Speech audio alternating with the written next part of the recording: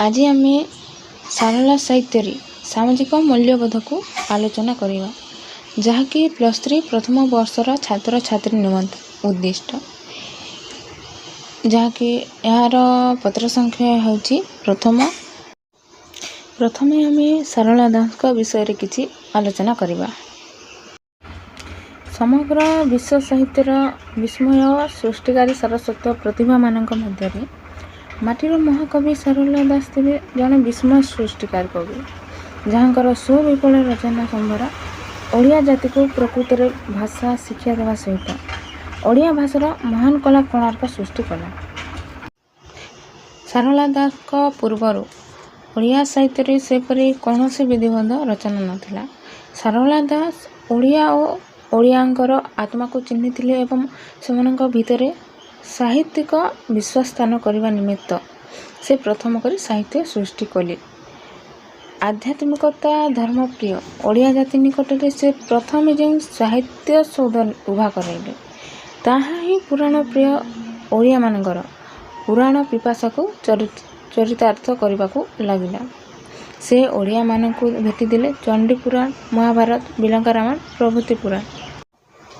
ओडिया पुराणर सर्वश्रेष्ठ स्रष्टा भाव कवि सारला दास विशेष आसन और सम्मान पाइबारे योग्य निश्चय एवं से तांकर काव्य समाजर प्रतिटी चित्र को निज साहित्य स्थान दे से श्रेष्ठत्व प्रमाणित करछंती निजको जहाँकि आम यहाँ आलोचना कले जानीपर।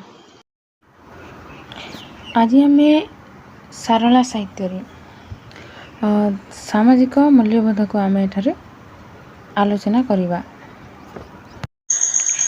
महाकवि केवल कल्पनार इंद्रजाल नहीं काव्य कविता सृष्टि करना से भी जड़े समाज सचेतन मनीष से जीवन धारण करुवा समाजर प्रतिटी रूप को ता साहित्य रूपांतर करने को चेष्टा करते एवं सामाजिक स्तर प्रतिटी अवस्थार चित्रण करी आपणार अंगीकारबद्धता प्रकाश करे।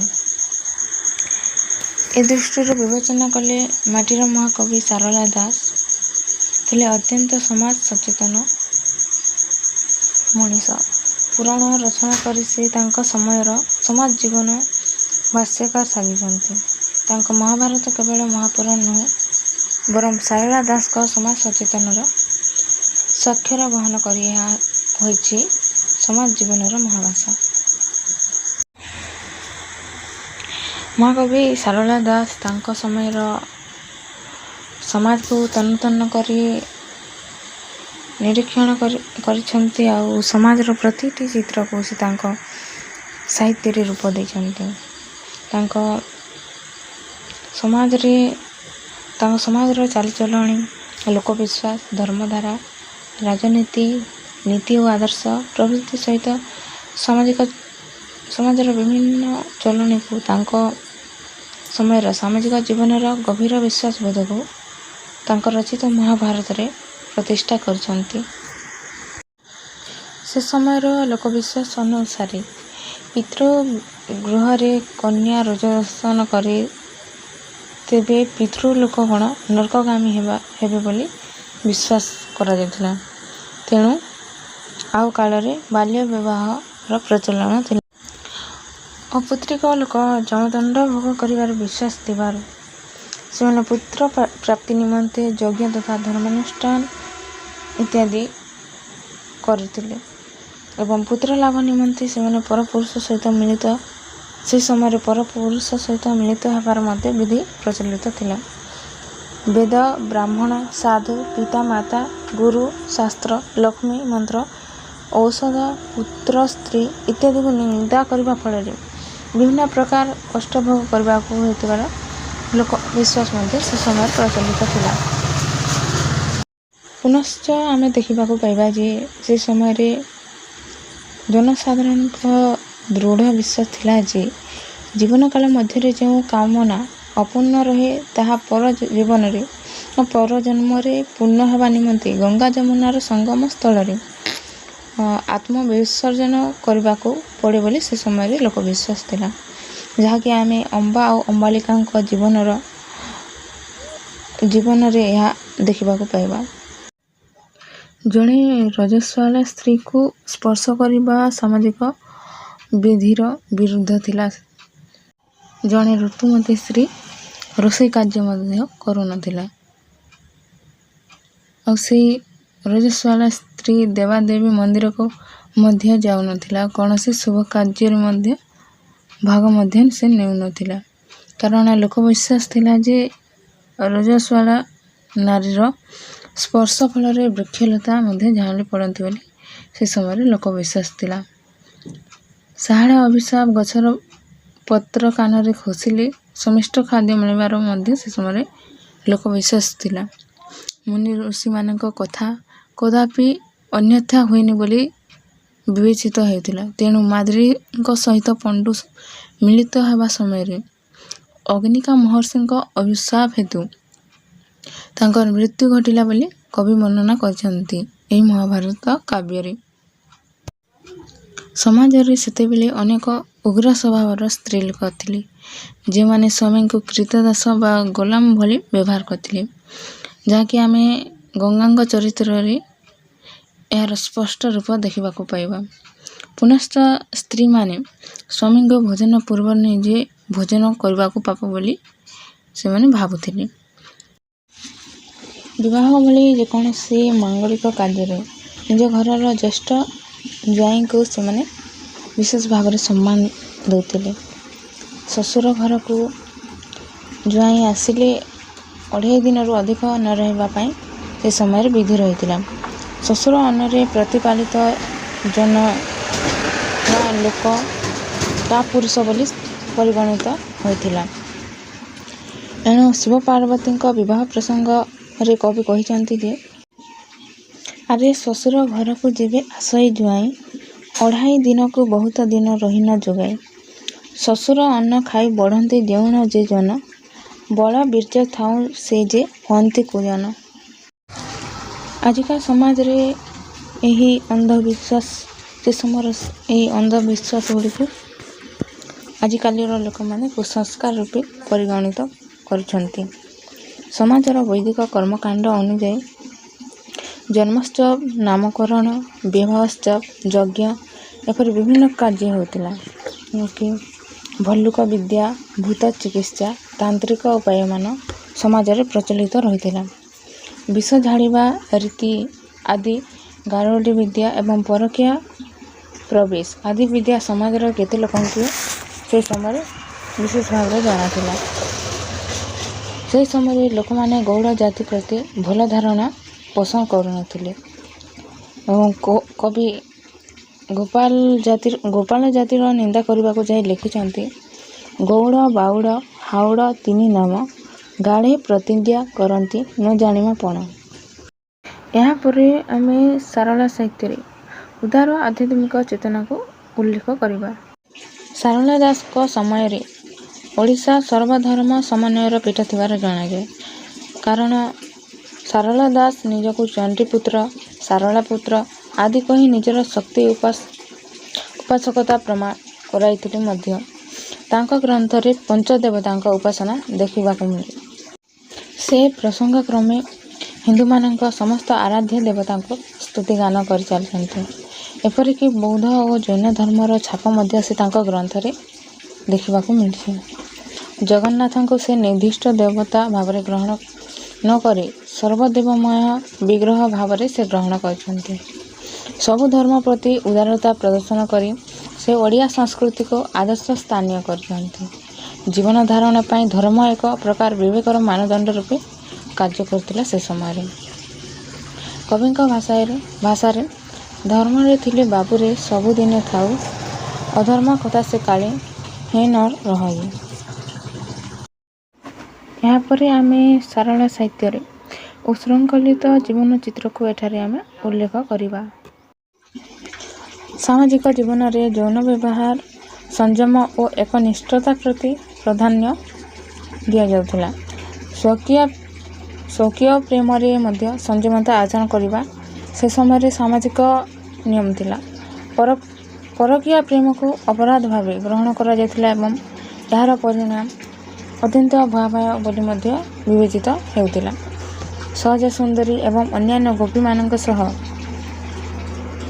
ରତିକ୍ରୀଡ଼ାରତ ରହିବାରୁ ଶ୍ରୀକୃଷ୍ଣଙ୍କ ଶରୀରରେ କଳଙ୍କ ଲାଗିଥିଲା ଏବଂ ସେ ଏ ପାପରୁ ମୁକ୍ତି ପାଇନଥିଲେ। ତେଣୁ ମୃତ୍ୟୁ ପରେ ତାଙ୍କ ପିଣ୍ଡ ସମ୍ପୂର୍ଣ୍ଣ ଦଗ୍ଧୀଭୂତ ନ ହୋଇ ଅର୍ଦ୍ଧ ଦଗ୍ଧୀଭୂତ ଅବସ୍ଥାରେ ରହିଥିଲା ବୋଲି କବି କହିଛନ୍ତି। ଆଲୋଚ୍ୟ ଗ୍ରନ୍ଥରେ ଦିନଚର୍ଯ୍ୟାର ବିସ୍ତୃତ ବର୍ଣ୍ଣନାରୁ ଜଣାଯାଏ ଯେ ଶାସ୍ତ୍ରାନୁମୋଦିତ ରୀତିରେ ସାମାଜିକ ମଣିଷ ଯୌନ ଜୀବନ ଅତିବାହିତ କରୁଥିଲା। ସମସାମୟିକ ସମାଜରେ ବେଶ୍ୟାସଙ୍ଗ ଏକ ନିନ୍ଦନୀୟ ତଥା ଗର୍ହିତ କାର୍ଯ୍ୟ ରୂପେ ବିବେଚିତ ହେଉଥିଲା। ବନପର୍ବରେ ଏକ ଉପାଖ୍ୟାନ ଅନୁଯାୟୀ ଜଣାଯାଏ ଯେ ମୁଦ୍ଗଲ ନାମକ ଉତ୍କଳବେଶୀ ବ୍ରାହ୍ମଣ ହିରଣ୍ୟକେଶୀ ବେଶ୍ୟା ସହିତ ଦୈହିକ ସମ୍ପର୍କ ରଖିଥିବାରୁ ମୃତ୍ୟୁ ପରେ କଠୋର ଯମଦଣ୍ଡ ପାଇଲେ ଓ ପରଜନ୍ମରେ ଶୃଗାଳ ରୂପେ ଜନ୍ମ କଲେ। ସେହିପରି ପରପୁରୁଷ ସହପୁରୁଷ ସହିତ ରତି କ୍ରୀଡ଼ାରେ ରତ ଥିବାରୁ ହରିଣୀ ଜନ୍ମ ପାଇଲେ। ଏହାପରେ ଆମେ ପର୍ବପର୍ବାଣୀ ଓ ଯାନିଯାତ୍ରା ବିଷୟରେ ଆଲୋଚନା କରିବା। ସାରଳା ମହାଭାରତରେ ବିଭିନ୍ନ ପର୍ବପର୍ବାଣୀ ଓ ବ୍ରତ କଥାର ମଧ୍ୟ ଉଲ୍ଲେଖ ରହିଛି। ଓଡ଼ିଆ ସମାଜରେ ତୁଳସୀ ପୂଜା, ଶିଶୁ ଜନ୍ମର ଷଷ୍ଠୀ ଦିବସରେ ଷଷ୍ଠୀ ଦୋଷ ପୂଜା, ଶିବଙ୍କର କନକ ପୂଜା, କାମାକ୍ଷୀ ବ୍ରତ ଆଦିର ବର୍ଣ୍ଣନା ସାରଳା ମହାଭାରତରେ ପରିଦୃଷ୍ଟ ହୋଇଛି। କାର୍ତ୍ତିକ ମାସ ସପ୍ତମୀ ଉପଲକ୍ଷେ ଡଙ୍ଗା ଭସାଇବା ବେଳେ ଆକା ମା ବହି ପାନଗୁଆ ଖାଇ ବୋଲି ଆମେ ବର୍ତ୍ତମାନ ଯେପରି ଭାବୁଛୁ, ସାରଳାକାଳୀନ ସମାଜରେ ମଧ୍ୟ ସେପରି ପ୍ରଥା ପ୍ରଚଳିତ ଥିଲା। ଆଦି ପର୍ବରେ ଆମେ ଦେଖିବା ପାଇବା ଯେ କାର୍ତ୍ତିକ ମାସ ଶୁକ୍ଲପକ୍ଷ ବୁଧବାର ଯେ ପୂର୍ଣ୍ଣମୀ ଆକାମା ବହି ଶ୍ରାହାନ ଦିନ ଗଙ୍ଗାକୁ ଗଲେ କୁନ୍ତ ଭଜ ସ୍ୱାମୀ। ସେହିପରି ହରିବଂଶ ପର୍ବରେ ଓଡ଼ିଶାର ଅନ୍ୟ ଏକ ପ୍ରଧାନ ପର୍ବ କୁମାରୋତ୍ସବର ଉଲ୍ଲେଖ ଥିବା କଥା ଏବଂ ସେ ସମୟର ସମାଜରେ କୁମାରୋତ୍ସବ ପାଳିତ ହେଉଥିବା କଥା ଏବଂ ସମ୍ପ୍ରତି ପାଳିତ ଏହି ଉତ୍ସବ ସ୍ମରଣାର୍ଥୀ ଯୁଗରୁ ଚଳି ଆସୁଥିବାର କଥା ଜଣାଯାଏ। ଏହା ବ୍ୟତୀତ ଏକାଦଶୀ ବ୍ରତ, ବନଦୁର୍ଗା ଓଷା, ମଙ୍ଗଳବାର ଓଷା, ଅକ୍ଷୟ ତୃତୀୟା ଓ ଚନ୍ଦନ ଯାତ୍ରା, ବିନାୟକ ବ୍ରତ ବା ଗଣେଶ ପୂଜା, ଦୁର୍ଗା ପୂଜା, ଶିବରାତ୍ରି, ମାଘ ସ୍ନାନ, ରଥଯାତ୍ରା ଇତ୍ୟାଦି ନାନାବିଧ ବ୍ରତ ଓ ଓଷା ଓଡ଼ିଶାର ଧର୍ମପ୍ରାଣ ନରନାରାୟଣ ପାଳନ କରୁଥିବା ସୂଚନା ମିଳେ ସାରଳା ଦାସଙ୍କ ମହାଭାରତର ବିଭିନ୍ନ ସ୍ଥାନରେ। ଏହାପରେ ଆମେ କିମ୍ବଦନ୍ତୀ, ଉପାଖ୍ୟାନ, ପ୍ରବଚନ ଓ ନୀତିକଥା ବିଷୟରେ ଆଲୋଚନା କରିବା। ସାରଳା ମହାଭାରତରେ ସେ ସମୟରେ ପ୍ରଚଳିତ ବହୁ ଲୋକକଥା, କିମ୍ବଦନ୍ତୀ, ଉପାଖ୍ୟାନ, ପ୍ରଚଳନ ଇତ୍ୟାଦିର ସ୍ଥାନ ପାଇଅଛି। ଏଥି ନିମନ୍ତେ କେତେକ ସମାଲୋଚକ ସାରଳା ମହାଭାରତକୁ ପ୍ରବାଦ, ପ୍ରବଚନ, ନୀତିକଥାର ଗଣି ବୋଲି ଅଭିହିତ କରିଛନ୍ତି। ଏଥିରେ ଥିବା ପ୍ରବଚନଗୁଡ଼ିକର ବହୁଳ ପ୍ରଚାର ତତ୍କାଳୀନ ସମାଜରେ ଥିଲା ଏବଂ ସମ୍ପ୍ରତି ସମାଜରେ ମଧ୍ୟ ଅଛି। ବର୍ତ୍ତମାନ ସାମାନ୍ୟ ଘଟଣା ବିରାଟ ଆକାରରେ ଧାରଣ କରିବା ଦେଖିଲେ ଯେକୌଣସି ଓଡ଼ିଆ ପାଟିରୁ ବାହାରି ପଡ଼େ ଝିମିଟି ଖେଳରେ ମହାଭାରତ ବା କୌଣସି କ୍ଷେତ୍ରରେ ଲାଭ କ୍ଷତିର ପରିମାଣ ସମାନ ରହିଲେ ଓଡ଼ିଆ ପୁଅଟି କହିଦିଏ କର୍ଣ୍ଣ ମଲେ 5, ଅର୍ଜୁନ ମଲେ 5। ଏଥିରେ ଥିବା ବିଭିନ୍ନ ପ୍ରକାର ନୀତି କଥାଗୁଡ଼ିକ ମଧ୍ୟ ଚରିତ୍ର ଗଠନ କରିବାରେ ସେ କାଳରୁ ହିଁ ସାହାଯ୍ୟ କରିଆସିଛି। ଏଥିରେ ଥିବା କିମ୍ବଦନ୍ତୀ, ଉପାଖ୍ୟାନ ଆଦି ଆଜି ମଧ୍ୟ ଓଡ଼ିଆରେ ବହୁଳ ଭାବରେ ପ୍ରଚାରିତ ହେଉଛି, ଯେଉଁରୁ ସାଧାରଣ ଜନତା ବିବିଧ ରସ ଗ୍ରହଣ କରି ଆନନ୍ଦିତ ହେଉଛି। ଏକ ଉତ୍ତମ ସମାଜ ଗଠନ କରିବାକୁ ବା ଉତ୍ତମ ନାଗରିକ ଗଠନ କରିବାର ସମସ୍ତ ଉପାଦାନ ଏଥିରେ ଦେଖିବାକୁ ମିଳେ। କେବଳ ସେତିକି ନୁହେଁ, ଏହା ଏକ ପବିତ୍ର ଗ୍ରନ୍ଥ ଭାବେ ମଧ୍ୟ ଆଦୃତ ହୋଇଛି। ମହାଭାରତ ପାରାୟଣ କରିବା ଦ୍ୱାରା ଅପୁତ୍ରିକର ପୁତ୍ରଲାଭ ହେବାର ବିଶ୍ୱାସ ଏବେ ମଧ୍ୟ ଆମ ସମାଜରେ ପ୍ରଚଳିତ ଅଛି। ସାରଳା ସାହିତ୍ୟର ସାମାଜିକ ମୂଲ୍ୟବୋଧର ଅନ୍ୟତମ ନିଦର୍ଶନ ହେଉଛି କ୍ରୀଡ଼ା ବିନୋଦନ ଋତୁ, ଯାହାକି ତତ୍କାଳୀନ ସମାଜରେ ବିଭିନ୍ନ ପ୍ରକାର ଭାବରେ ପ୍ରଚଳିତ ଥିଲା। ଯାହାକି ଆମେ ମହାଭାରତରେ ଝିମିଟି ଖେଳ ଓ ପଛା ଖେଳର କଥା ଉଲ୍ଲେଖ ରହିଥିବାର ଆମେ ଦେଖିପାରିବା। ଏହା ବ୍ୟତୀତ ଧୂଳି ଖେଳ, ମାଲ ଲଢ଼େଇ, ଶିକାର, ବନବିହାର, ଜଳକ୍ରୀଡ଼ା ପ୍ରଭୃତି ସମାଜରେ ପ୍ରଚଳିତ ଥିଲା। ରେବତୀ, ସୁଭଦ୍ରା ଓ ଅନ୍ୟ କନ୍ୟାମାନଙ୍କର ଜଳକ୍ରୀଡ଼ା, ଚନ୍ଦନୋତ୍ସବରେ ବିରାଟ ନଗରରେ କୀଚକର ନୌବିହାର, କୁନ୍ତୀ ଓ ମାଦ୍ରୀଙ୍କ ସହ ପଣ୍ଡୁଙ୍କର ବନବିହାର ଇତ୍ୟାଦି ଚିତ୍ର ପ୍ରଦତ୍ତ ହୋଇଛି ମହାଭାରତ କାବ୍ୟରେ। ବ୍ୟବସାୟ ବାଣିଜ୍ୟ ବିଧିକୁ ମଧ୍ୟ ଆମେ ସାରଳା ସାହିତ୍ୟର ସମାଜରେ ମଧ୍ୟ ଆମେ ନେଇପାରିବା।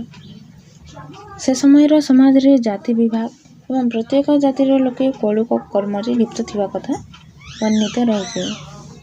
ଉଭୟ ଅନ୍ତର୍ବାଣିଜ୍ୟ ଓ ବହିର୍ବାଣିଜ୍ୟର ପ୍ରଚଳନ ଥିଲା। ସୁହାଣୀ କନ୍ୟା ପ୍ରସଙ୍ଗରୁ ଜାଣିବାକୁ ପାଇବା ଯେ ସେ ସମୟରେ ହରି ସାହୁ ବଣିଆ ସୁନାରୂପା ବ୍ୟବସାୟ କରୁଥିଲା।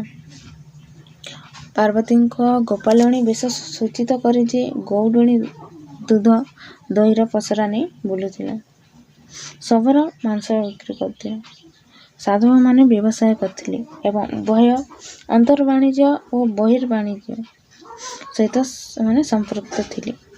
ନୌକା ସାହାଯ୍ୟରେ ସେମାନେ ବହିର୍ବାଣିଜ୍ୟ ସମ୍ପାଦିତ କରୁଥିଲେ ବୋଲି ଆମେ ସାରଳା ସାହିତ୍ୟରେ ଦେଖିପାରିବା।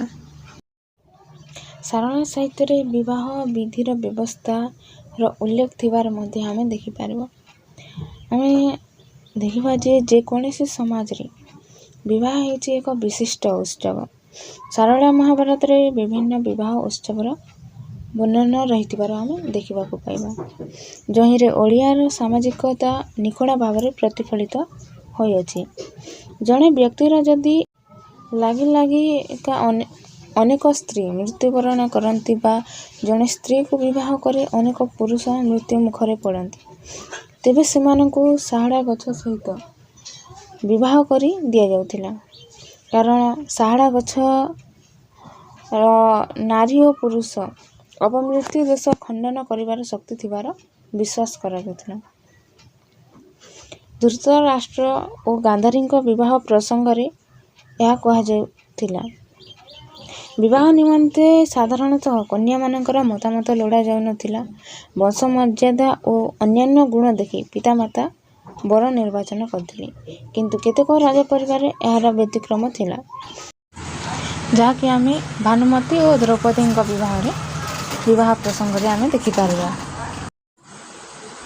ସାରଳା ମହାଭାରତରେ ବିବାହ ବିଧି ବ୍ୟବସ୍ଥା ବିଷୟରେ ଉଲ୍ଲେଖ ଅଛି ଯେ ବିବାହର ପୂର୍ବରୁ ଶୁଭ ଲଗ୍ନ ନିର୍ଣ୍ଣୟ କରି ବିବାହ କାର୍ଯ୍ୟ ଆରମ୍ଭ କରିବାର ବିଧି ଏଠାରେ ଆମେ ଦେଖିବାକୁ ପାଇବା।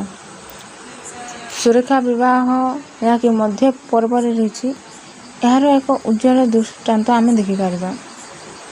କନ୍ୟାର ପିତା କହିଛନ୍ତି ଯେ ଝିଅ ଗୋଟି ଦେଇ ମୁଁ ଯେ ଶରଣ ପଶିଲି, ଶପଥ ପୁରୁଷ ମାନନ୍ତ ମୁଁ ନରଙ୍କୁ ଉଦ୍ଧାରିଲି। ସମକାଳୀନ ସମାଜରେ ବାଲ୍ୟ ବିବାହର ପ୍ରଚଳନ ଥିବାର ସାରଳାଙ୍କ ଗ୍ରନ୍ଥରେ ଆମେ ଦେଖିବାକୁ ପାଇବା। କନ୍ୟାକୁ 7 ବର୍ଷ ବୟସରେ ବିବାହ ନ ଦେଲେ ସପ୍ତପୁରୁଷ ପାପର ଭାଗୀଦାର ହେବାର ବିଶ୍ୱାସ ମଧ୍ୟ ଥିଲା ସେ ସମୟରେ, ଏବଂ 9 ବର୍ଷର କୁମାରୀ ଯୁବତୀ ବୋଲି ସେ ପରିଗଣିତ ହେଉଥିଲା। ଏଣୁ 7 ବର୍ଷରୁ ବା ତହିଁରୁ କମ୍ ବୟସର କନ୍ୟାଙ୍କୁ ବିବାହ ଦିଆଯାଉଥିଲା। ହେଲେ ଯେ ପର୍ଯ୍ୟନ୍ତ ସ୍ୱାମୀ 30 ବର୍ଷ ଓ ସ୍ତ୍ରୀ 15 ବର୍ଷ ବୟସରେ ପଦାର୍ପଣ କରୁନଥିଲେ, ସେମାନଙ୍କ ମଧ୍ୟରେ କୌଣସି ଦୈହିକ ସମ୍ପର୍କ ସ୍ଥାପିତ ହେଉନଥିଲା। ଏହାପରେ ଆମେ ସାରଳା ସାହିତ୍ୟରେ ଶକୁନ ଶାସ୍ତ୍ର ଓ ଶୁଭାଶୁଭ ନିର୍ଣ୍ଣୟର ଆଲୋଚନା କରିବା, ଯାହାକି ଯାତ୍ରା କାଳରେ ଶୁଭାଶୁଭ ଗଣନା କରିବା ଏକ ପାରମ୍ପରିକ ଓଡ଼ିଆ ରୀତି ଥିଲା। ଶକୁନ ଶାସ୍ତ୍ର ମଧ୍ୟ ଭାରତୀୟ ପରମ୍ପରା ସମ୍ମତ। ଶୁଭ ଶକୁନ କାର୍ଯ୍ୟରେ ସିଦ୍ଧି ଲାଭ ଏବଂ ଅଶୁଭ ଶକୁନ ଦର୍ଶନ କାର୍ଯ୍ୟରେ ବିଫଳ ହେବାର ସୂଚନା ଦିଏ, ଯାହାକି ଆମେ ଶାରଳା ଦାସଙ୍କ ମହାଭାରତର ଅନେକ ସ୍ଥାନରେ ଏହି ଶକୁନ ଶାସ୍ତ୍ରର ବର୍ଣ୍ଣନା ଦେଖିବାକୁ ପାଉ। ଯାତ୍ରା ପୂର୍ବରୁ ଦଧିମାଛ, ପୂର୍ଣ୍ଣକୁମ୍ଭ, ଶଙ୍ଖଚିଲ, ଭଦଭଦଲିଆ ଆଦି ଦର୍ଶନ କରିବା ଶୁଭ ଶକୁନର ସଂକେତ ଏବଂ ସର୍ପ, ଯୋଗୀ ଓ ଲାଙ୍ଗୁଳାଯୁକ୍ତ ପ୍ରାଣୀ ଦର୍ଶନ କରିବା ଅଶୁଭ ଶକୁନ ବୋଲି ଗ୍ରହଣ କରାଯାଇଥାଏ। ଆମେ ଉଦାହରଣ ସ୍ୱରୂପ ନେଇପାରିବା ଯେ ମହାଭାରତ ଯୁଦ୍ଧ ଆରମ୍ଭ ହେବା ପୂର୍ବରୁ ପାଣ୍ଡବମାନଙ୍କ ପକ୍ଷରେ ଶୁଭ ଶକୁନ ଦେଖାଯାଇଥିଲା ଏବଂ ପାଣ୍ଡବମାନଙ୍କ ହୃଦୟ ବିଜୟ ଆଶାରେ ପୂର୍ଣ୍ଣ ହୋଇଯାଇଥିଲା। ସେ ସମୟରେ ମହାଭାରତରୁ ଶକୁନ ଶାସ୍ତ୍ର ସମ୍ବନ୍ଧୀୟ କେତେକ ଦୃଷ୍ଟାନ୍ତ ଆମେ ଦେଖିପାରିବା ଯେ ଶୁଭ ଶକୁନ ବିଷୟରେ ଭୀଷ୍ମ ପର୍ବରେ ଉଲ୍ଲେଖ ଅଛି। ଦଧି ବାମନ ସୁମରିଣ ଶୁଭ ଅନୁକୂଳେ ଉଠିଲେ କୌରବ ବଳ ଶୁଭ ଯେ ମଙ୍ଗଳେ। ଏହାପରେ ଆମେ ଅଶୁଭ ଶକୁନ ବିଷୟରେ ଉଲ୍ଲେଖ କରିବା, ଯାହାକି ଶାରଳା ମହାଭାରତର ମଧ୍ୟ ପର୍ବରେ ଉଲ୍ଲେଖ ଅଛି। ବିଶେଷ ସର୍ପ ଆବର ଅଟଇ ଲାଙ୍ଗୁଳ ଯାତ୍ରା ଯୋଗେ ଦେଖିଲେ ଛୁଇଁଲେ ଅମଙ୍ଗଳ। ଏହାଦ୍ୱାରା ଆମେ ଜାଣିପାରିବା ଯେ ଶାରଳା ମହାଭାରତର ଅନେକ ସ୍ଥାନରେ ଶକୁନ ଅପଶକୁନର ବର୍ଣ୍ଣନା ରହିଛି। ଶାରଳା ମହାଭାରତର କେତେକ ସ୍ଥଳରେ ଏହି ଅତିଥି ସତ୍କାରର ମଧ୍ୟ ବର୍ଣ୍ଣନା ରହିଛି, ଯାହାକି ଆମେ ଏଠାରେ ଆଲୋଚନା କରିବା। ଏହା ଆଲୋଚିତ ହେବା ଫଳରେ ଉତ୍କଳୀୟ ଜନତାର ଅତିଥି ପରାୟଣତାର ସ୍ପଷ୍ଟ ଚିତ୍ର ଦେଖିବାକୁ ମିଳିଥାଏ। ରାଜସ୍ୱର ଯଜ୍ଞ ଅନୁଷ୍ଠିତ ହେବା ପୂର୍ବରୁ ଶ୍ରୀକୃଷ୍ଣ କୁନ୍ତୀକୁ ଦର୍ଶନ କରିବା ନିମନ୍ତେ ପାଣ୍ଡବଙ୍କ ଗୃହରେ ଉପସ୍ଥିତ ହୋଇଛନ୍ତି।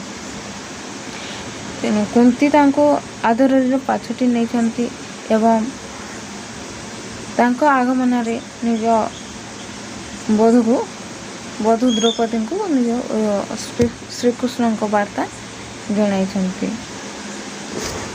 ଦ୍ରୌପଦୀ ଷୋଡ଼ରସରେ ଅନ୍ନ ବ୍ୟଞ୍ଜନ ସେ ସମୟରେ ପ୍ରସ୍ତୁତ କରିଛନ୍ତି। ନିଜେ କୁନ୍ତୀ ଶ୍ରୀକୃଷ୍ଣଙ୍କୁ ଖାଦ୍ୟ ପରିବେଷଣ କରିଛନ୍ତି ଓ ଭୋଜନ ପରେ ଶ୍ରୀକୃଷ୍ଣଙ୍କୁ ସୁବାସିତ ବିଡ଼ିଆ ପାନ ଦିଆଯାଇଥିଲା। ଏପରି ବ୍ୟବସ୍ଥାର ଦୃଷ୍ଟାନ୍ତ ମଧ୍ୟ ସାମ୍ପ୍ରତିକ ଓଡ଼ିଆ ପରିବାରର ବିରଳ ନୁହେଁ। ଏହାପରେ ଆମେ ଖାଦ୍ୟ ଓ ପାକ ପ୍ରଣାଳୀ ବିଷୟରେ ବର୍ଣ୍ଣନା କରିବୁ, ଯାହାକି ଓଡ଼ିଆଙ୍କ ପାକ ପ୍ରଣାଳୀରେ ଶାରଳାଙ୍କ ଗ୍ରନ୍ଥ ପୂର୍ଣ୍ଣ ଭାବରେ ଦେଖାଯାଇଛି। ପୋଡ଼ପିଠା, ଚିତଉ ପିଠା, ଗଣ୍ଡା ମାଂସ ତରକାରୀ ଆଦିର ପ୍ରସ୍ତୁତି ପ୍ରଣାଳୀ ପାଠ କଲେ ଓଡ଼ିଶାର ରନ୍ଧନ ପ୍ରଣାଳୀ ସହିତ କବି ଗଭୀର ଭାବରେ ସଂଶ୍ଳିଷ୍ଟ ବୋଲି ଆମେ କହିପାରିବା। ଦିବ୍ୟ ଅରୁଆ ଅନ୍ନ, ବ୍ୟାସଘୃତ, କ୍ଷୀରି, କ୍ଷୀରିସା ପିଠା, ପାଞ୍ଚକନ୍ନି ପିଠା, ଏଣ୍ଡୁରି ପିଠା, ଧୁଆ ପଖାଳ ଆଦିର ପ୍ରଚଳନ ସେହି ସମୟରୁ ହିଁ ଥିଲା ବୋଲି ଆମେ କହିପାରିବା। ଏହା ବ୍ୟତୀତ ଆମିଷ ଖାଦ୍ୟ ମଧ୍ୟରେ ବଳି ସାହାଯ୍ୟରେ ମଇଁଷି, ଛେଳି ଓ ମେଣ୍ଢା ମାଂସ ସହିତ ମଦିର ପାନ ମଧ୍ୟ ପ୍ରଚଳିତ ଥିଲା। ସେହି ସମୟରେ ରାଜା ଓ ଶବରମାନଙ୍କ ମୃଗୀୟ ବର୍ଣ୍ଣନାରେ ଗଣ୍ଡା, ମୃଗ, ବରାହ, ବାହୁଟିଆ, ଗନ୍ଧକ ପ୍ରଭୃତି ଶିକାର କରି ସେମାନଙ୍କ ମାଂସ ଭକ୍ଷଣ କରିବାର ବର୍ଣ୍ଣନା ମଧ୍ୟ ଆମେ ଦେଖିବାକୁ ପାଇବା। ପାର୍ବତୀ ଶିବଙ୍କ ପାଇଁ ଯେଉଁ ଖାଦ୍ୟ ପ୍ରସ୍ତୁତ କରୁଥିଲେ ତାହାର ତାଲିକା ଆମେ ଏଠାରେ ଉଲ୍ଲେଖ କରିବା, ଯାହାକି ରନ୍ଧନ କଲେ ଯାଇ ବେଗି ଶାଳି ଅନ୍ନ, ହେଙ୍ଗୁ ଜିରା ମେଥି ପକାଇଣା ମୃଗ ଯେ ଚ୍ୟୁଣ, କନ୍ଧ ଲୁଚି ଲୁରି ବଢ଼ା ଜିଲିଜି ମିଠାଇ, ଆରିସା ଲଡ଼ୁ କଚୁରୀ ସିଙ୍ଗଡ଼ା ଯେ ଖାଇ, ସୁଆଁ ଏଣ୍ଡୁରି ଗଇଁଠା ଜଉଟ ଫୁଲ, ତିନି ପକାଇଣ ପଣା କଲେ ସମତୁଲ, ଚକୁଳି ଛୁଞ୍ଚି ପତର ଛେନା ମନୋହର, କ୍ଷୀରି କ୍ଷୀରିସା ସାକର ସକଳ ଦ୍ରବ୍ୟ ସାର ଇତ୍ୟାଦି। ଏହା ବ୍ୟତୀତ ସେ ବିରାଟ ପର୍ବରେ ଗୌରୀ ସୌରୀ ଓ ନଳ ରନ୍ଧଣା ବିଧି ସମ୍ବନ୍ଧରେ ବିଶେଷ ଭାବରେ ବିସ୍ତୃତ ଭାବରେ ବର୍ଣ୍ଣନା ଦେଖିବାକୁ ମିଳେ।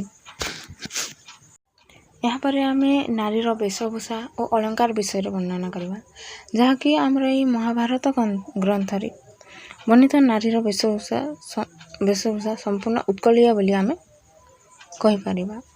ଦ୍ରୌପଦୀଙ୍କ ଅଳଙ୍କାର ବର୍ଣ୍ଣନାରୁ ଆମେ ଦେଖିପାରିବା ଯେ ସେ ସମୟରେ ଏକ ସମ୍ଭ୍ରାନ୍ତ ଓଡ଼ିଆ ବଧୂମତାରେ ମୁକୁତାର ଜାଲି ଉପରେ ସାୱନ୍ତିନୀ ମଣି, ଲଲାଟରେ ହୀରା ଖଚିତ ଅଳଙ୍କାର, କର୍ଣ୍ଣରେ ତାଟଙ୍କ, ନାସାରେ ବସଣି, ବକ୍ଷଦେଶରେ ହାର, ହସ୍ତରେ କଙ୍କଣ, ରତ୍ନଚୂଡ଼ି, ଅଙ୍ଗୁଳିରେ ମୁଦି ଏବଂ ନୂପୁର ବ୍ୟବହାର କରାଯାଉଥିଲା। ଏପରି ଆମେ ଉଷାର ବେଶ ବର୍ଣ୍ଣନାକୁ ଆମେ ଏଠାରେ ଉଲ୍ଲେଖ କରିପାରିବା। କପାଳେ ସିନ୍ଦୁର ଅରୁଣ ଜ୍ୟୋତି ହାଜାଣି, ନାସରେ ଗଜ ମୁକୁତା ସୁବର୍ଣ୍ଣ ବସଣି, ନୟନେ କଜ୍ଜଳ ଭ୍ରୁଲତା ବେନି ସାଜେ, କର୍ଣ୍ଣେନ ରତ୍ନ କାପ ଗୁରୁ ଶୁକ୍ର ଗଞ୍ଜି, କଣ୍ଠେ ଶୋଭାବନ ମୁକୁତା ସରି ଚାପ, ବାହେ ରତ୍ନ ଚୂଡ଼ି ନାନା ମଣି ଧାପ, ପୟରେ ନୂପୁର ବାଜଇ ଗୁଣୁ ଗୁଣୁ, ଅଙ୍ଗୁଠି ମୁଦ୍ରିକା ଦିଶେ ସୂର୍ଯ୍ୟ ଜ୍ୟୋତି ସମ ଇତ୍ୟାଦି। ଏହାର ବର୍ଣ୍ଣନାରୁ ଆମେ କହିପାରିବା ଯେ ଆଗରୁ ହିଁ ଏହି ଅଳଙ୍କାର ଓ ନାରୀର ବେଶଭୂଷା ସମ୍ପର୍କରେ ବିଶେଷ ଧ୍ୟାନ ଦିଆଯାଉଥିଲା ଓ ସେସବୁର ବ୍ୟବହାର ମଧ୍ୟ ରହିଥିଲା। ଏହାପରେ ଆମେ କୃଷି ଓ କୃଷକ ଓ କୃଷିନୀତି ବିଷୟରେ ଆମେ ଆଲୋଚନା କରିବା, ଯାହାକି ସାରଳା କାଳୀନ କୃଷିଚିତ୍ର ମହାଭାରତରେ ସ୍ଥାନ ବିଶେଷରେ ଫୁଟି ଉଠିଛି।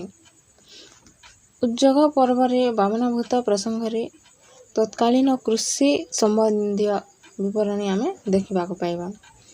ଆଦି ପର୍ବର ପରିଶିଷ୍ଟରେ ପ୍ରଦତ୍ତ ଅଛି ଯେ ସାରଳା ଦାସଙ୍କ ନିଜ ସମ୍ବନ୍ଧୀୟ ବିବରଣୀରୁ ଜଣାଯାଏ ଯେ କବି ନିଜେ ସେ ସମୟରେ କାକୁଡ଼ି, ଧାନ, ମାଣ୍ଡିଆ, ଆଖୁ ଇତ୍ୟାଦି ବିଭିନ୍ନ ଚାଷ କରୁଥିଲେ। କୃଷି କ୍ଷେତ୍ରକୁ ତେଣ୍ଡା ସାହାଯ୍ୟରେ ପାଣି ବୁହାଯାଉଥିଲା। କବି ଏଠାରେ ଉଲ୍ଲେଖ କରିଛନ୍ତି ଯେ ଚାଷ ଚଷିଣ ଆମ୍ଭେ ନାନା କୃଷି କରି, ଧାନର ଚାଷ କାକୁଡ଼ି ମାଣ୍ଡିଆ ଆଦି କରି। ଓଡ଼ିଶା ହେଉଛି ଏକ କୃଷି ପ୍ରଧାନ ଦେଶ, ଯାହାକି ସେ ଆଗରୁ ହିଁ ସେ କୃଷି ପ୍ରଧାନ ଦେଶ ଭାବରେ ରହିଆସିଛି। ଏଠାରେ ଅନେକ ଗୁଡ଼ିଏ ଶସ୍ୟ ଉତ୍ପାଦନ କରାଯାଇଥାଏ। ଆମେ ସାରଳା ଦାସଙ୍କ ମହାଭାରତରୁ ଦେଖିବାକୁ ପାଇବା ଯେ ସେ ସମୟରେ ଧାନ, ମୁଗ, ବିରି, କପା, ହଳଦୀ, ଆଖୁ, ରାଶି, ସୋରିଷ ଇତ୍ୟାଦି ଅନେକ ଗୁଡ଼ିଏ ଶସ୍ୟ ଉତ୍ପାଦନ ହେଉଥିଲା। ସମାଜରେ ପାନଗୁଆର ପ୍ରଚଳନ ଥିଲା ଏବଂ ଏବେ ମଧ୍ୟ ସେ ପାନଗୁଆର ପ୍ରଚଳନ ଅଛି। ପ୍ରସଙ୍ଗକ୍ରମେ କବି ଆଳୁ, ସାରୁ, କଦଳୀ, ବାଇଗଣ ଇତ୍ୟାଦି ପନିପରିବାର ଉଲ୍ଲେଖ କରିଛନ୍ତି। ଆଲୋଚକ ଡକ୍ଟର ବଂଶୀଧର ମହାନ୍ତି ଲେଖିଛନ୍ତି ଯେ ମହାଭାରତର ବିଭିନ୍ନ ପର୍ଯ୍ୟାୟରେ କବି କୃଷି ସମ୍ବନ୍ଧୀୟ ଯେଉଁ ଚିତ୍ର ଦେଇଛନ୍ତି ତାହା ତତ୍କାଳୀନ ଓଡ଼ିଶାର ଗ୍ରାମ୍ୟ ସଂସ୍କୃତିର ଯଥେଷ୍ଟ ପରିଚୟ ଦେଇଥାଏ। ସାରଳା ମହାଭାରତର ଯେଉଁ କୃଷି ଚିତ୍ରଣ ଆଜି ମଧ୍ୟ ଓଡ଼ିଶାର ପୁରପଲ୍ଲୀରେ ଜୀବନ୍ତ ରୂପେ ରହିଅଛି, ସେହି ହଳିଆ, ଲଙ୍ଗଳ, ମଇ, ହଳିଆ ପାଇଁ ଭାତ, ସେ କୃଷି ସହିତ ଜଡ଼ିତ ଭୂତପ୍ରେତ କାହାଣୀ ଓ ଗୋଚର ଭୂଇଁର ସୁରକ୍ଷା ପ୍ରଭୃତି ଆଜି ଓଡ଼ିଶାର ଘରେ ଘରେ ପ୍ରଚଳିତ ରହିଅଛି। ଏହାପରେ ଆମେ ଭୂମି ମାପ ଓ ଭୂ ରାଜସ୍ୱ ବ୍ୟବସ୍ଥା ବିଷୟରେ ଆଲୋଚନା କରିବା, ଯାହାକି ଦ୍ୱାଦଶ ଶତାବ୍ଦୀରେ ଓଡ଼ିଶାରେ ଭୂମି ମାପ ଓ ଭୂ ରାଜସ୍ୱ ବିଧି ପ୍ରଚଳିତ ଥିବାର ଐତିହାସିକ ଷ୍ଟାର୍ଲିଂ ମତ ଦେଇଛନ୍ତି। ଏହି ଯେଉଁ ପୁରାତନ ପଦ୍ଧତି ତାହା ଶହ ଶହ ବର୍ଷ ଧରି ଚାଲି ଆସୁଥିଲା। ମାତ୍ର ଗଜପତି କପିଳେନ୍ଦ୍ର ଦେବ ଏହି ପଦ୍ଧତିରେ ପରିବର୍ତ୍ତନ ଆଣିଥିଲେ। କୋଡ଼ିଆ ହାତରେ ଏକ ନଳ ଏବଂ 20 ମାଣରେ ଏକ ବାଟିର ପ୍ରଚଳନ ସେ ସମୟରେ ହୋଇଥିଲା। ରାଜସ୍ୱ ସମ୍ବନ୍ଧରେ ବିଭିନ୍ନ ପ୍ରକାର ବର୍ଣ୍ଣନା ଦିଆଯାଇଛି, ଯାହାକି ଆମେ ଦେଖିପାରିବା ସେ ପର୍ବରେ ଚାଷୀମାନେ କିଛି କର ଦେଉନଥିବାର ସୂଚନା ମଧ୍ୟ ମିଳିଥାଏ। ପୁନଶ୍ଚ ବିଭିନ୍ନ ରାଜାଙ୍କ ଶାସନରେ ପ୍ରଜାମାନେ ମାଣ ପ୍ରତି ଚିହ୍ନାଏ, ବାଟି ପ୍ରତି ମାଢ଼ି, ପଉଟିଏ 5 ଚିହ୍ନା କିମ୍ବା 4 ପଉଟି ହିସାବରେ ସଞ୍ଜା ହେଉଥିବାର ଆଲୋଚ୍ୟ ଗ୍ରନ୍ଥରେ ଉଲ୍ଲେଖ ରହିଛି।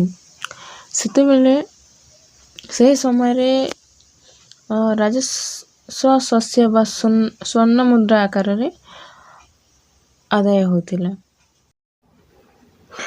ଏହାପରେ ଆମେ ଆଲୋଚନା କରିବା ଯୌଥ ସରଞ୍ଜାମ ଓ ସମର କୌଶଳ, ଯାହାକି ଆମେ ଦେଖିପାରିବା ସାରଳା ସାହିତ୍ୟରେ। ଏହି ସାରଳା ସାହିତ୍ୟରେ ଯେଉଁ ପ୍ରତ୍ୟକ୍ଷ ଯୁଦ୍ଧ ଓ ଯୁଦ୍ଧରେ ବ୍ୟବହୃତ ଅସ୍ତ୍ରଶସ୍ତ୍ର, ସମର କୌଶଳ, ମଲ୍ଲଯୁଦ୍ଧ ଇତ୍ୟାଦି ଯେଉଁ ବର୍ଣ୍ଣନା ଦେଖିବାକୁ ମିଳେ, ସେଥିରୁ କେହି କେହି ଅନୁମାନ କରନ୍ତି ଯେ ସାରଳା ଦାସ ଯୌବନ କାଳରେ ଜଣେ ସୈନିକ ବା ସେନାଧ୍ୟକ୍ଷ ମଧ୍ୟ ଥିଲେ ବୋଲି କୁହାଯାଇଛି।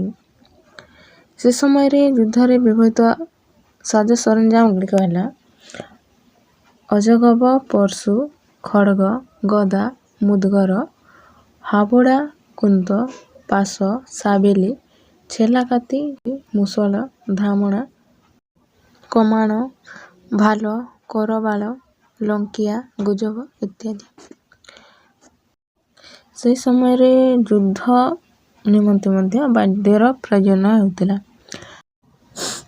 ସେହି ସମୟରେ ଯେଉଁ ବାଦ୍ୟଯନ୍ତ୍ର ଗୁଡ଼ିକ ବ୍ୟବହୃତ ହେଉଥିଲା ସେଗୁଡ଼ିକ ହେଉଛି ଢୋଲ, ମର୍ଦ୍ଦକ, ପଖାଉଜ, କଡ଼ା, ଦମା, ଜଞ୍ଜାଲ, ଶଙ୍ଖ, ଭେରୀ, ତୁରୀ, ମହୁଲି, ଗାଲତୁରୀ, ଦୋହରୀ, ଦାଉଣ୍ଡି, ବିଜିଘୋଷ, ବାଉଣ୍ଡି ଇତ୍ୟାଦି। ଏହାପରେ ଆମେ ସେ ସମୟର ଶିକ୍ଷା ପଦ୍ଧତି ଓ ଶିକ୍ଷାଳୟ ବିଷୟରେ ଆଲୋଚନା କରିବା, ଯାହାକି ତତ୍କାଳୀନ ସମାଜରେ ପ୍ରଚଳିତ ଶିକ୍ଷା ସମ୍ବନ୍ଧୀୟ ଅନେକ ବିବରଣୀ ସାରଳା ମହାଭାରତରେ ଦେଖିବାକୁ ମିଳୁଥିଲା। ଖ୍ରୀଷ୍ଟୀୟ 5ଦଶ ଶତକ ବେଳକୁ ଓଡ଼ିଆ ଲିପି ଭାଷା ସାହିତ୍ୟରେ ବିକାଶ ସାଧିତ ହୋଇଥାଏ। ସେ ସମୟରେ ଶାସ୍ତ୍ର ବିଦ୍ୟା, ଧନୁର୍ବିଦ୍ୟା, ମଲ୍ଲବିଦ୍ୟା, ତନ୍ତ୍ରବିଦ୍ୟା ଓ ଯୋଗବିଦ୍ୟା ଏଭଳି ପ୍ରଭୃତି ଶିକ୍ଷା ଦିଆଯାଉଥିଲା। ଶ୍ରୀକୃଷ୍ଣ ଶ୍ଲୋକ ଅଭ୍ୟାସରୁ ଜଣାଯାଏ ଯେ ସେ ସମୟରେ ଶିଶୁମାନେ ସଂସ୍କୃତ ଶ୍ଲୋକକୁ ମୁଖସ୍ଥ କରୁଥିଲେ। ଯେତେବେଳେ ମନ୍ତ୍ର ଉଚ୍ଚାରଣ ପ୍ରାଧାନ୍ୟ ଥିବାରୁ ଆବୃତ୍ତି ଓ ଉଚ୍ଚାରଣ ଉପରେ ଗୁରୁମାନେ ଗୁରୁତ୍ୱ ଦେଉଥିଲେ। ତାଳପତ୍ର ଓ ଲେଖକ ସାହାଯ୍ୟରେ ସେ ସମୟରେ ଲିଖନ କାର୍ଯ୍ୟ ହେଉଥିଲା। ତା ଛଡ଼ା ଭୂମିରେ ଖଡ଼ି ଦ୍ୱାରା ମଧ୍ୟ ଲେଖାଯାଉଥିଲା। ସିନ୍ଧିରସ୍ତ ବା ଶ୍ରୀଫଳା ଲେଖିଲା ପରେ ପିଲାମାନଙ୍କୁ ଅକ୍ଷର ମାତ୍ରା, ଯୁକ୍ତାକ୍ଷର ଓ ଶ୍ଲୋକ ଶିକ୍ଷା ମଧ୍ୟ ଦିଆଯାଉଥିଲା। ଏହା ସହିତ ପଣକିଆ, ସୋଧି, ଅଡ଼ାଙ୍କ, ମିଶାଣ, ଫେଡ଼ାଣ, ଗୁଣନ, ହରଣ ଆଦି ଶିକ୍ଷାର ମଧ୍ୟ ସେ ସମୟରେ ପ୍ରଚଳନ ଥିଲା। ଏଥିରୁ ଆମେ ଜାଣିପାରିବା ଯେ ସେ ସମୟରେ ମାନସିକ ଶିକ୍ଷାଦାନ ସଙ୍ଗେ ସଙ୍ଗେ ଶାରୀରିକ ଶିକ୍ଷା ମଧ୍ୟ ଦିଆଯାଉଥିଲା। ଏହାଦ୍ୱାରା ସେ ସମୟରେ ଏକ ସମୃଦ୍ଧ ରାଜ୍ୟ ଗଠିତ ହୋଇ ପାରିଥିଲା ବୋଲି ଆମେ କହିପାରିବା, ଯାହାକି ଆମେ ଏହାର ଏକ ଦୃଷ୍ଟାନ୍ତ ମଧ୍ୟ ପର୍ବରେ ଦେଖିବାକୁ ପାଇବା। ଏଠାରେ କବି କହିଛନ୍ତି ଯେ ଚାଟଶାଳୀ ମଧ୍ୟ ଗୁରୁତ୍ୱ ଯେ ଉଭା ହୋଇ ସବୁ ପୁଅ ମାନନ୍ତ ଯେ ଅନାଇ ନ କହି ତମ୍ଭେ ସବୁ ପୋଇ ସେହି କ୍ଷଣି ବହନ ହୋଇଯିବ କାଠ ଗୁଡ଼ାଏ ଲେଖାଏଁ ବନସ୍ତୁ ଭାଙ୍ଗି ନ ଆଣିବ। ସେ ସମୟର ଶିକ୍ଷାଦାନ ପଦ୍ଧତିକୁ ସାରଳା ଦାସ ନିଜ ସାହିତ୍ୟରେ ବହୁତ ସୁନ୍ଦର ଭାବରେ ସ୍ଥାନ ଦେଇଛନ୍ତି।